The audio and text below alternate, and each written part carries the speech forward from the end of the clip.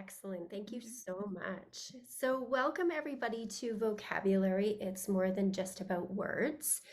This will have a beautiful thread linked to the ELAL 4 to 6, organizing ideas within the new curriculum. So we are excited that you are joining us, and I really like Stephanie has a fine art for slides, and so I love this first slide here that she's included in terms of getting us thinking about vocabulary. So we'll move forward.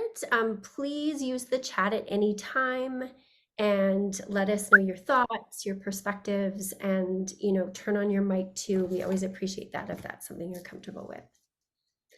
All right, so we just thought we would take a moment to highlight some guiding questions.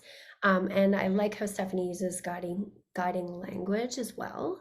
But the questions that we have focused our session around today are: what universal instructional strategies can support the learning outcomes for vocabulary in the grades 4 to 6 ELAL curriculum? And more specifically, how is vocabulary connected to language development, including English as an additional language? So what I was so excited about is, in offering this session, Stephanie comes with a very extensive background in English as additional language learning. And we often offer sessions that are specific for English as additional language learners.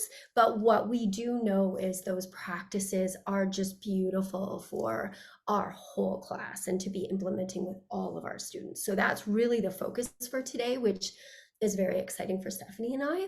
And then our guiding language is, we really would encourage you to share your thoughts and ideas along the way. We know a lot of you are viewing this via recording, so that's a little bit tricky, but you can either talk to yourself or you can talk to your colleagues too. And then we're going to give you some opportunities to share using the LEARN acronym, and we'll talk about that a little bit later as we move along. Great. Yeah, and if that's okay, Kim, I'll just add a little bit too. In the terms of, sometimes we hear the term English language learner, and just to be aware that we're all English language learners, right? So if we think about how our English was when we were in kindergarten, it's so much different, and because we've learned a lot of English from kindergarten to where we are now. And, our students in grades 4 to 6, whether they're born in Canada, whether they were born outside of Canada, whether they speak other languages at home or not, we're all English language learners. So so hopefully you'll get something out of this, these universal strategies that will support anybody as they're learning English. Okay, so because when we're thinking about vocabulary and acquiring vocabulary, we need to think about, some people call it the swirl. So we need to think about the speaking, the writing, the reading, the listening, and how that interacts with one another. So we need our, this girl, she probably picked up the word from reading it. So she used her receptive skills. And then when she was trying to use her productive skills, probably she could, if she wrote it, she could probably spell it pretty well because she's seen it. And then, but speaking it, so that element was missing as well. So so when you talk about background knowledge, our background knowledge is developed through all of those pieces, right? So through that swirl, through that interaction with our receptive and our productive skills. So so when we're talking about vocabulary today, we're wanting to think about how can we swirl it up as much as possible, right? So how can we get those receptive and productive skills happening, so that that word becomes meaningful and that student is able to use it in all aspects of communication. Great. So when you think about that big organizing idea of vocabulary, in the program of studies in the curriculum, it says communication and comprehension are improved by understanding word meaning and structures. So you can just click on that again, Kim. So what's another word for, or a phrase that you can think of for communication? If you just want to share that in the chat, what do you think another word or phrase for communication might be?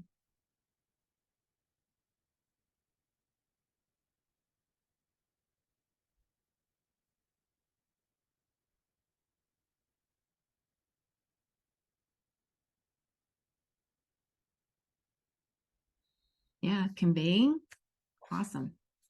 It's great.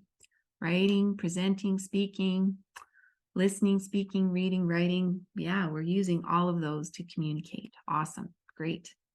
And if you can click on it one more time for me, Kim. And what about comprehension? So, because those are kind of the organizing ideas. We've got communication and we've got comprehension. So, what would be another word or phrase for comprehension for you? Understanding. Yeah. Understanding and applying. Awesome. Great. Transferring. Ooh, that's awesome. Yeah. So that deeper piece. So we want those two pieces that we need to think that's the kind of the organizing idea of vocabulary is that communication and comprehension piece. So we're going to kind of delve into that and how can we bring that to light. Great. Awesome. So Stephanie, can you hear me? Yes, I can. Okay, because I can't see my toolbar anymore. So Oh. yeah, I can't see the chat since I started sharing. So you'll just have to help me through that. Mhm. Sorry. Okay, so what we're gonna do now is take a moment to just tap into the ELAL curriculum just to explore some of the learning outcomes, the under that organizing idea of vocabulary. So I'm going to go through these ones quickly because we're not a K-3 audience. Although we do want to be mindful of, if we're teaching grade 4 to 6, that our students are going to range beyond that 4 to 6, learning outcomes organizing idea realm. And we're hearing a lot of teachers say that, my students are working more at the, grade 1, grade 2 level in some instances. And that could be due to English as a second language or not, right? So we just wanted to highlight those. So grade 4, learning outcomes under vocabulary is students expand vocabulary and analyze morphemes to communicate multiple meanings. For grade 5, we have students analyze how knowledge of vocabulary supports meaning and use of language. So Stephanie just talked about comprehension, the meaning element, not that that's not incorporated throughout. And then grade 6, we have students evaluate how vocabulary enhances communication and provides clarity. So we just wanted to, and you may be well aware of this, but we just wanted to highlight that idea. So what I'm going to do briefly is I'm coming out of the slide deck. I'm going to go into New Learn Alberta, and hopefully, Stephanie, you can see that share. Yeah. Is new. Okay. For those of you who are well versed in using New Learn Alberta, fabulous. For those that are still playing with it and still getting in there, or maybe you haven't been there that often, that's perfectly fine too. One thing I'll just say briefly is to access sort of the extensive elements of New Learn Alberta, there is a login option. So you'll just want to make sure you can log in using your teacher email or your school district email, to get into access resources. So that's one piece that a lot of teachers are finding very helpful. So just, ask your administration if you're having any difficulties logging in. Alberta Ed can help too if there's some real difficulties.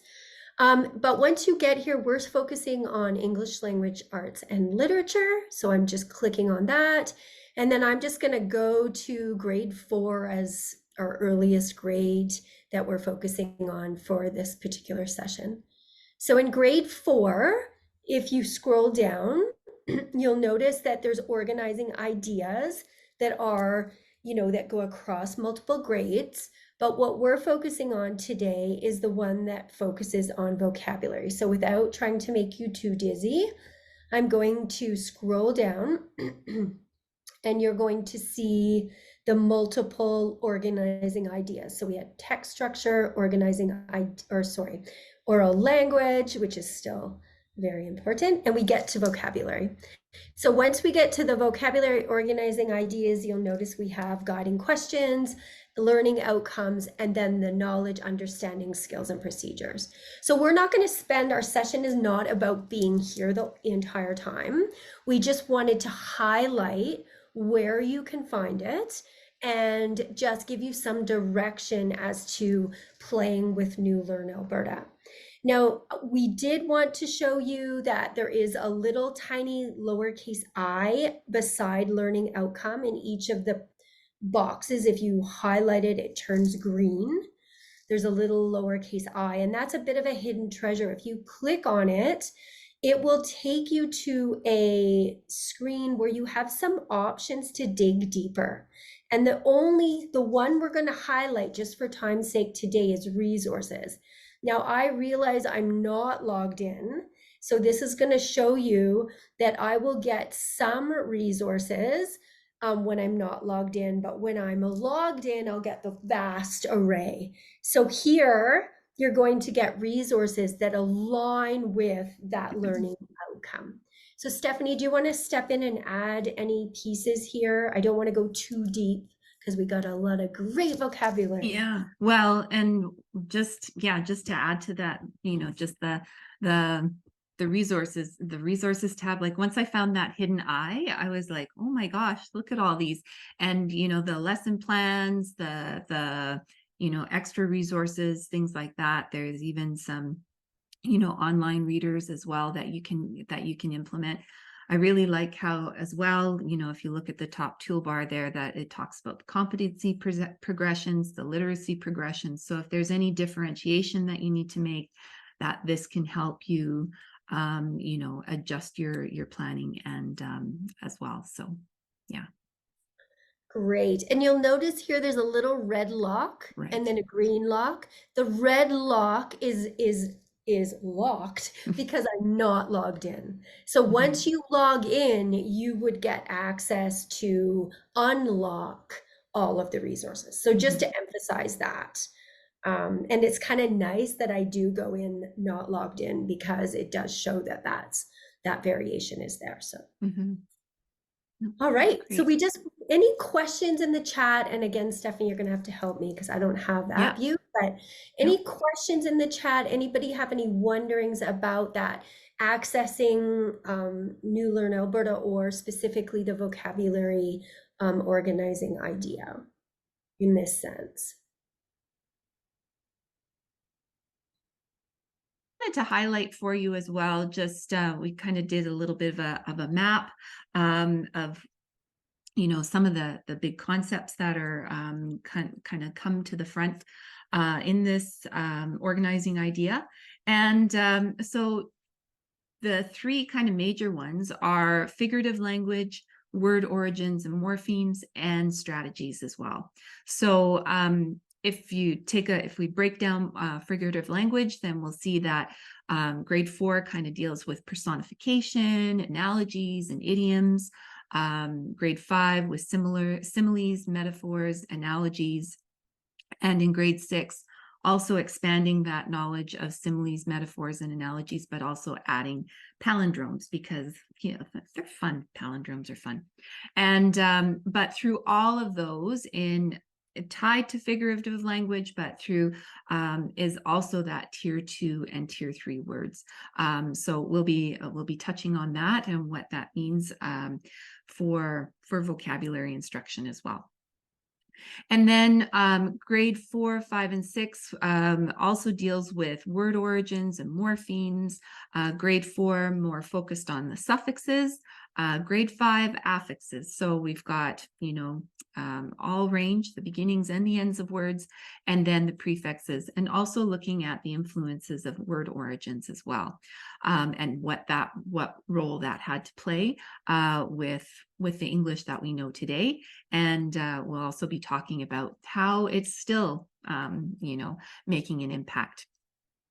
And then just some strategies as well. So what strategies aren't highlighted as much in grade 4, or I didn't see a strategies outcome, but grade 5, there's dictionaries, thesauruses, extensive reading to build your vocabulary. In grade 6, there's forms of writing, parts of speech, the content, context, definitions, and also word origins as well.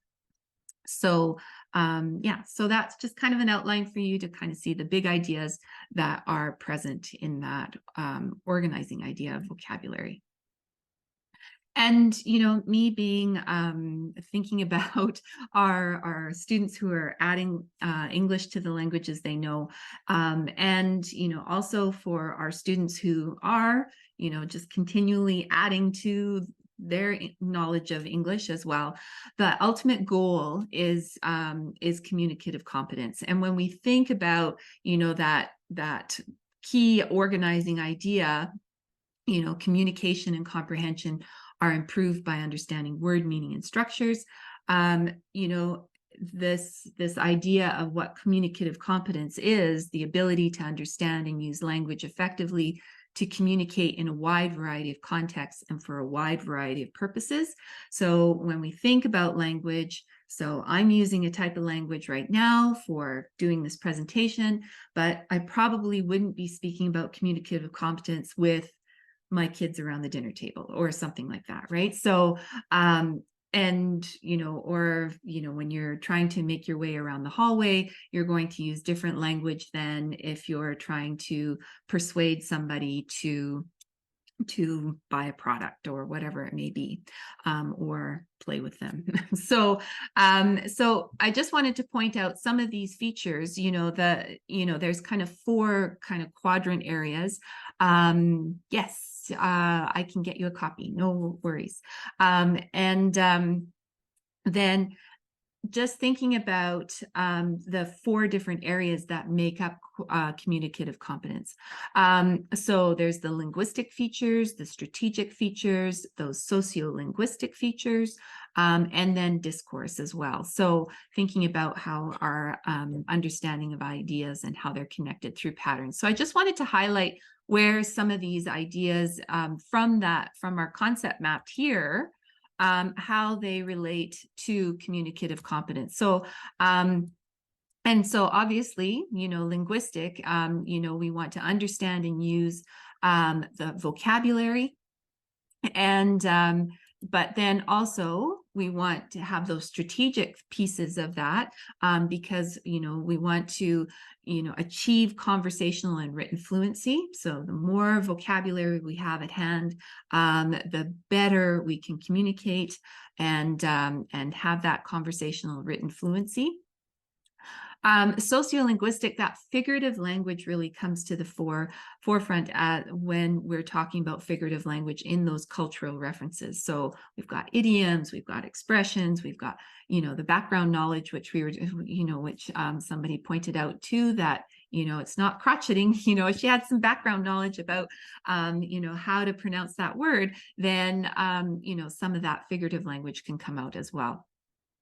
And also through those discourse pieces, that there's the tier 2 vocabulary. So one aspect of tier 2 are those transition words. There's obviously lots more, but just wanted to highlight some of those features of tier 2 vocabulary that come through when we're the ultimate goal is to have our students be able to use and understand language effectively, so they can use it in a wide range of practices.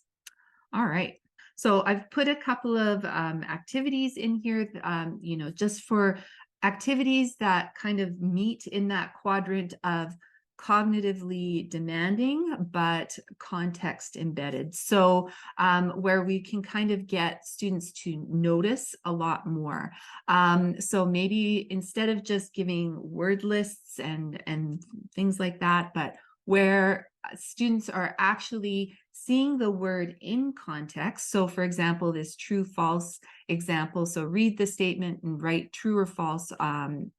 Oops, sorry, I have a typo there, on the line.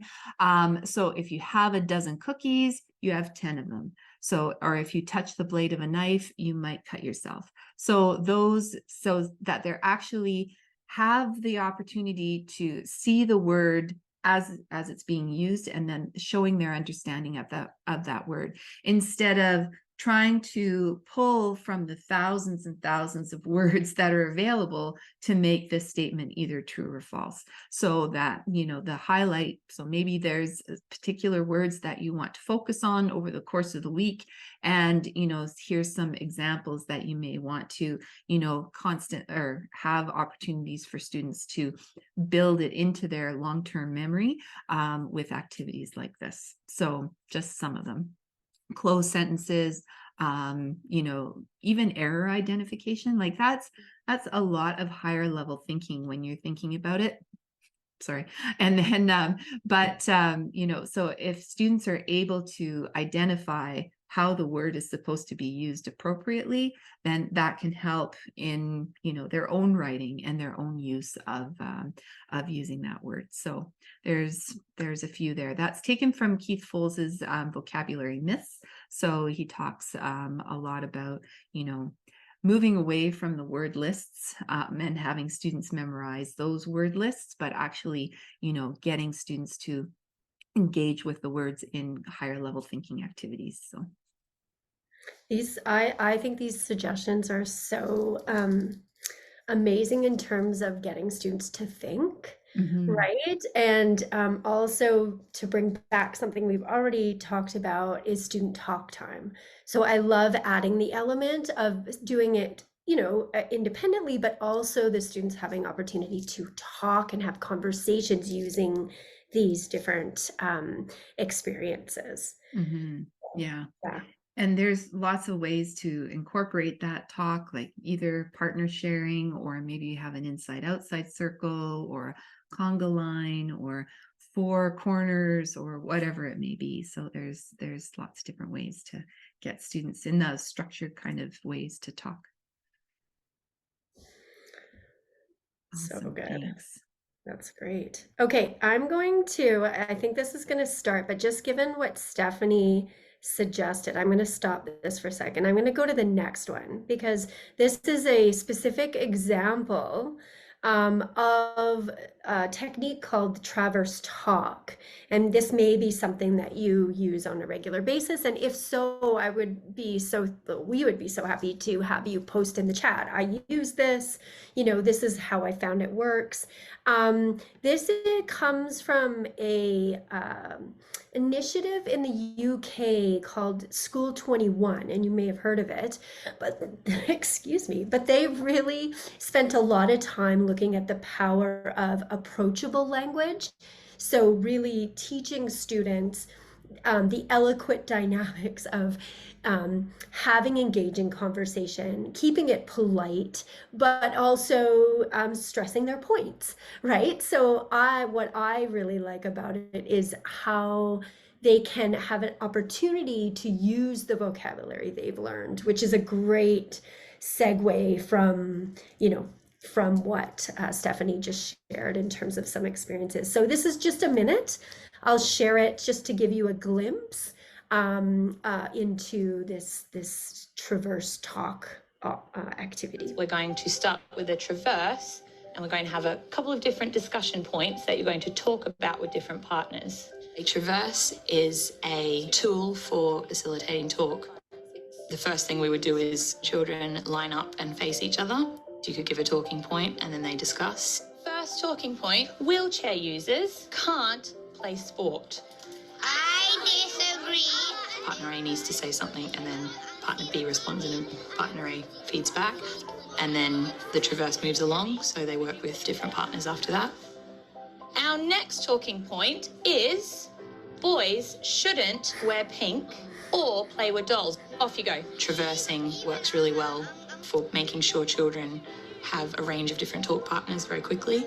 Developing that ability to speak and to question and challenge is really important.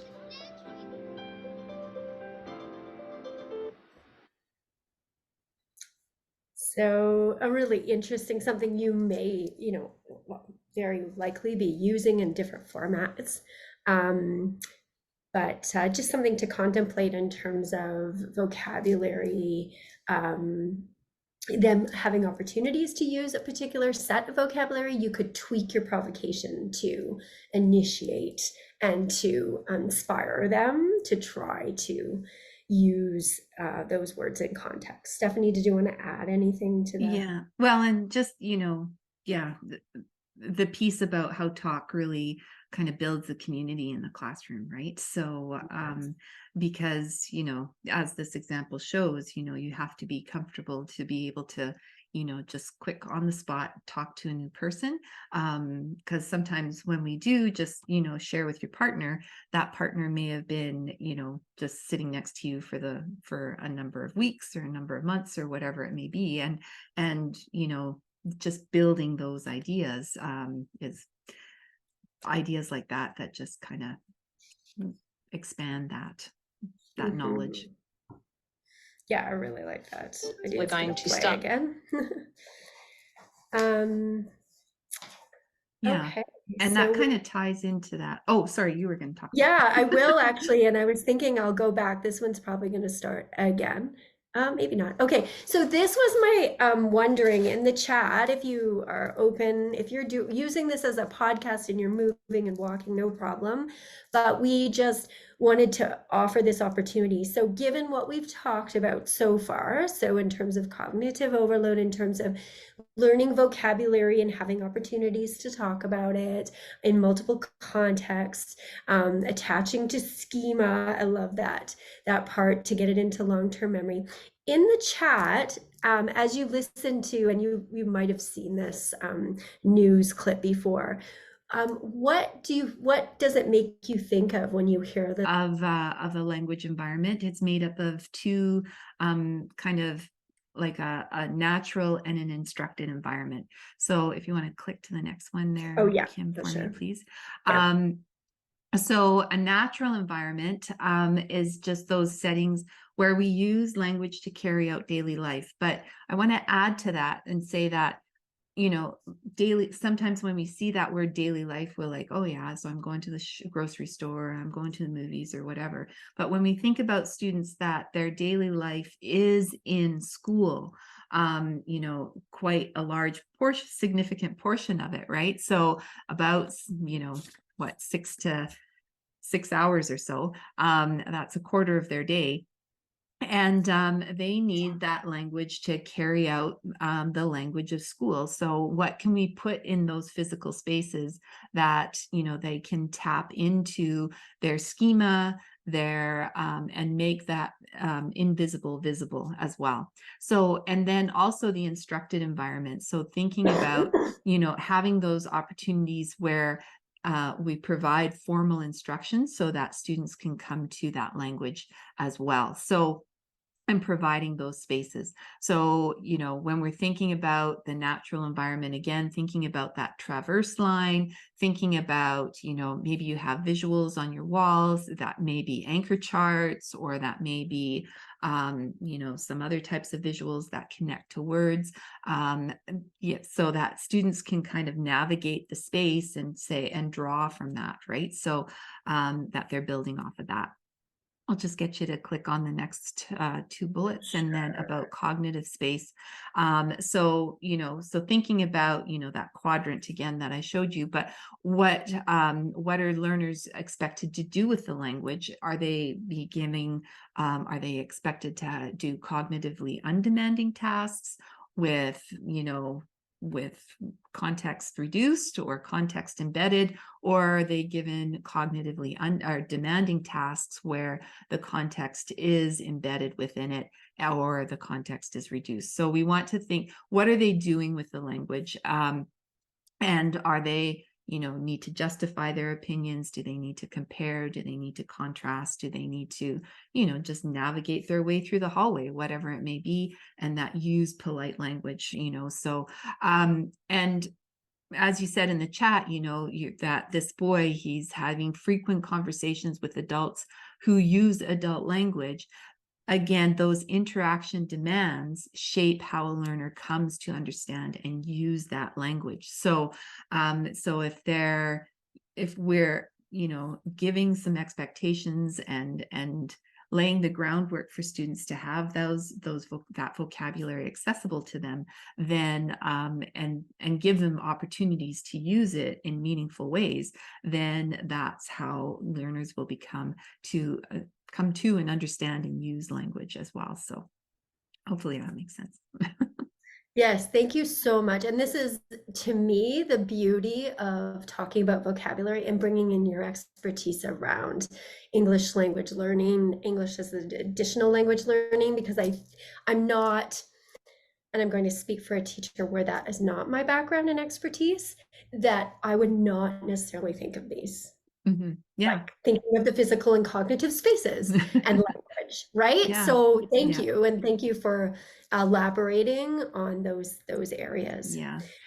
And but it comes down to making that comprehensible input as well, right? And like I said earlier, we're all English learners, right? So we need, we need to think about the language and thinking about those spaces as well. So yeah, so important.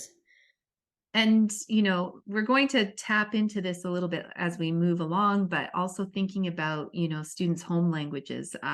Maybe right now you may not have students who speak languages other than English, but if you, as Alberta and as Canada becomes more culturally and linguistically diverse and rich, how can we make space for students' home languages in the classroom and drawing on their linguistic repertoire in their learning? So that's a little teaser for as we move down later into the presentation, but just thinking about how we can draw that in as well.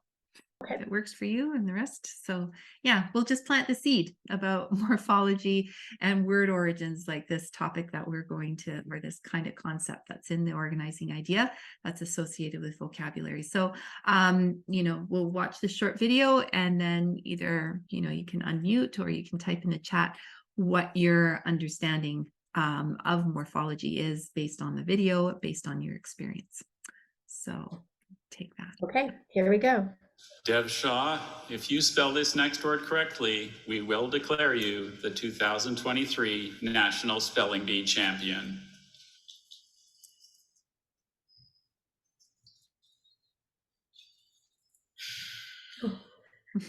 Samophile. Samo meaning sand Greek. Oh. Wait a second. Samo meaning sand Greek. Yes. Phile meaning lover Greek. You're on the right track. Can I please have all the information? Samophile is a noun from Greek. A samophile is an organism that prefers or thrives in sandy soils or areas. Samophile, may I please have the sentence?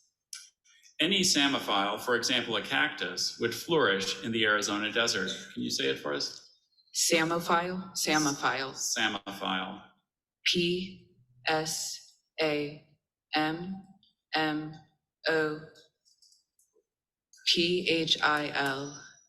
samophile? That is correct.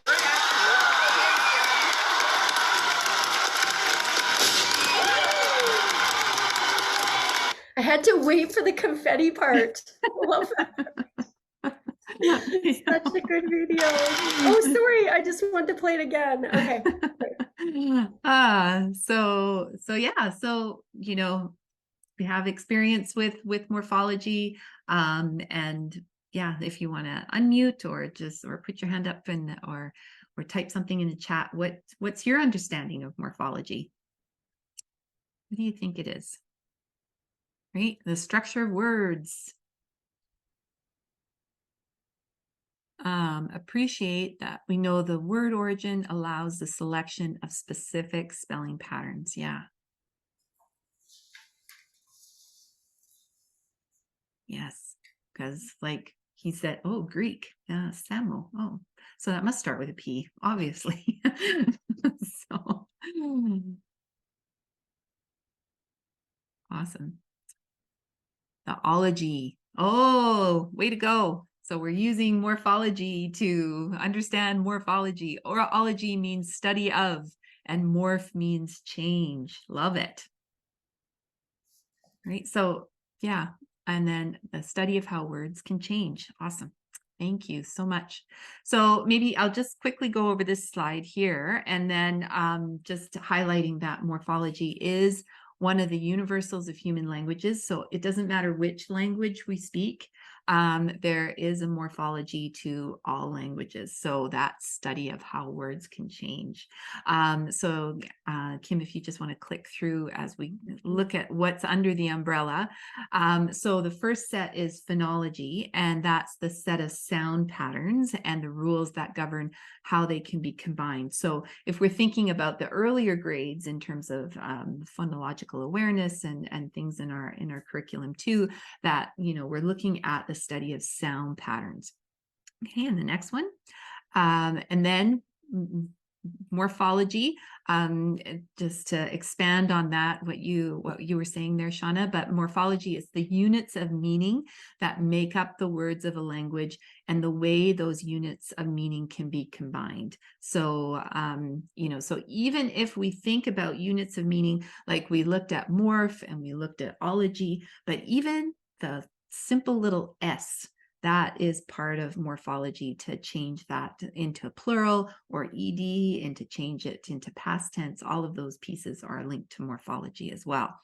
And then another one, syntax. So we're looking at the sets of rules that govern the ways in which words can be ordered into phrases or sentences.